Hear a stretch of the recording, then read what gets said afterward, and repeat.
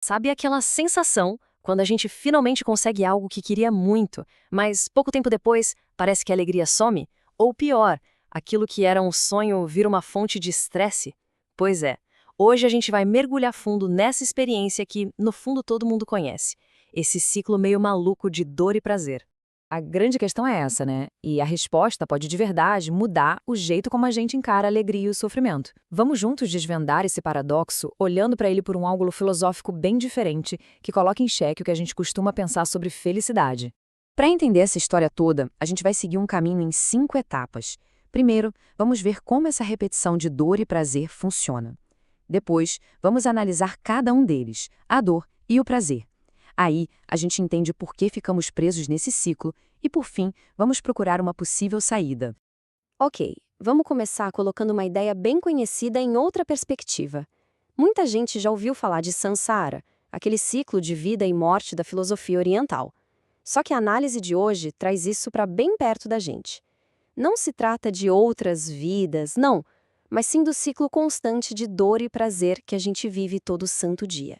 Bom, se a nossa vida é esse ciclo diário, a gente precisa entender as duas peças dele. Vamos começar pela mais forte e talvez a que mais ensina, a dor. Qual é a verdadeira natureza dela, afinal? Pensa aí na última vez que sentiu uma dor forte de verdade. Podia ser uma dor de cabeça terrível ou a dor de um fora. O resto do mundo some, não é? Tudo se resume a um único desejo: eu só preciso que isso acabe. A dor tem esse poder impressionante de simplificar tudo, de focar a nossa mente em uma única coisa: fugir. E esse poder da dor, de focar a mente, é tão real, tão forte, que ele é usado até para recondicionar o pensamento das pessoas. Olha só o mecanismo. Primeiro, se tiram os prazeres básicos.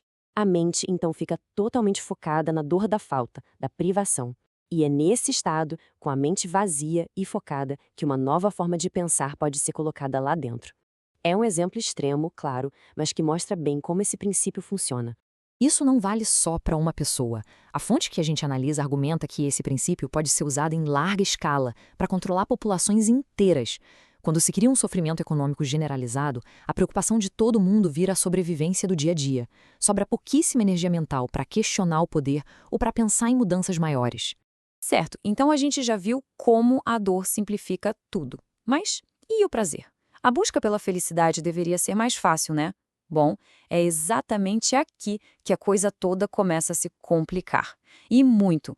Olha só que interessante, aqui está a grande virada. A dor nos dá um alvo só, escapar dela. Já o prazer? O prazer abre um leque de novos desejos. Cada prazer que a gente satisfaz cria a vontade de ter muitos outros. A dor simplifica nosso mundo. O prazer, por mais irônico que pareça, o expande e o complica. É só pensar um pouco. Um problema resolvido, digamos, o financeiro. Na mesma hora, a nossa mente cria uma lista de novos problemas para resolver. Achar alguém legal, ter sucesso na carreira, ser reconhecido. Cada desejo que a gente realiza vira uma árvore com galhos de novos desejos. E cada galho desses é uma nova chance para a gente sentir dor e frustração. E a gente vê essa armadilha o tempo todo, né? Alguém que já tem fama, sucesso numa área e de repente decide entrar para a política querendo um reconhecimento ainda maior.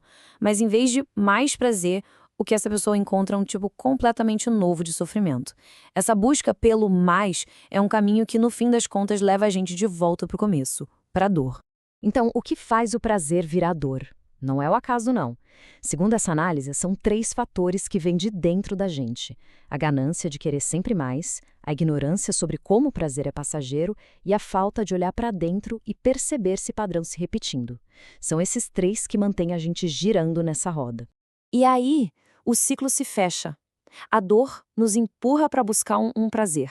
Quando a gente alcança, esse prazer cria um monte de novos desejos.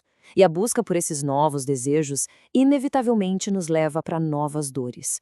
É como um pêndulo que simplesmente não para de balançar. Esse balanço sem fim, essa instabilidade que é a base de tudo, é o que na filosofia budista se chama de Ilche Gaigo. A tradução mais comum é tudo é sofrimento. Mas calma, não é para ser pessimista. A ideia é que a própria condição de estar preso nesse ciclo, mesmo nos momentos bons, já é uma forma de insatisfação. Ok, parece meio desanimador, eu sei. Será que a gente está condenado a ficar para sempre nesse balanço entre a dor que foca e o prazer que complica? A boa notícia é que não.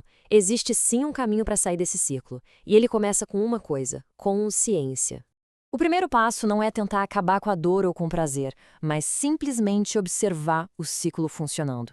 Isso é chamado de libertação ou Hedjou.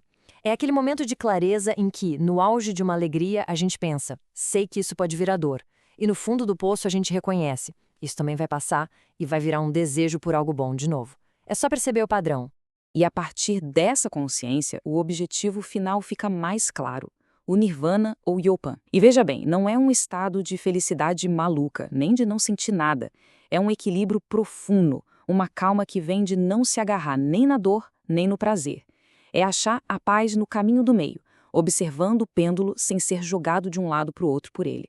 De um jeito bem direto, o autor propõe que a maior parte da vida é, na sua essência, feita de dor ou de algum tipo de insatisfação. A busca pela felicidade, então, não seria essa caça desesperada por aquela fatia pequena e rápida de prazer. O verdadeiro trabalho é aumentar a fatia da serenidade, do equilíbrio. É nesse espaço que uma felicidade mais duradoura pode existir. E essa análise termina com algo bem surpreendente, uma espécie de bênção do autor, que se diz ateu, que você possa atingir o estado de Buda. Não é um convite para uma religião, mas para um jeito de ser. Um convite para que cada um de nós encontre o caminho para a própria serenidade. E a pergunta que fica é, como a gente pode começar a cultivar um pouco mais dessa serenidade na nossa vida hoje mesmo?